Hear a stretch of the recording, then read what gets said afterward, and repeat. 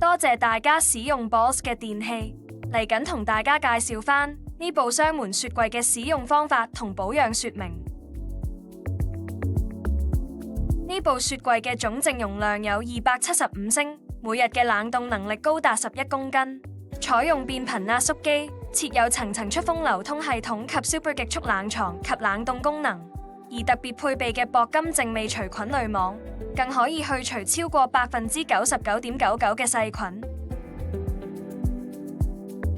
雪櫃上面係冷藏室，用嚟存放新鮮食材，例如鮮肉、蔬菜嘅地方。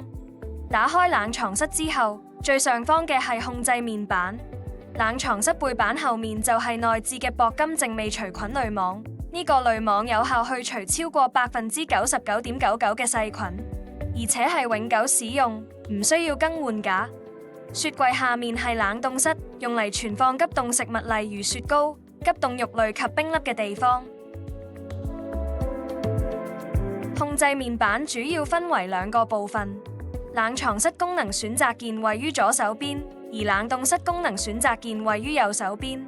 你可以重複按下功能選擇鍵，就可以揀你想用嘅溫度或者功能架啦。冷藏室建議溫度為攝氏4度，而冷凍室建議溫度為攝氏零下18度。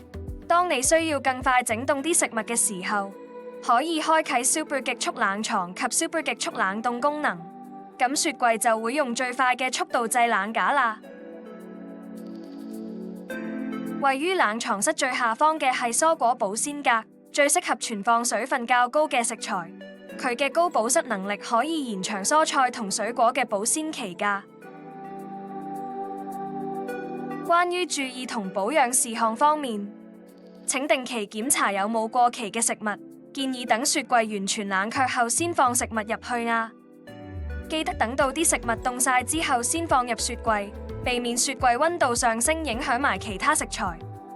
請使用雪櫃專用清潔劑去除污漬。雪櫃內壁可能會因為冷凝作用而出現水珠同霜粒，屬於正常現象。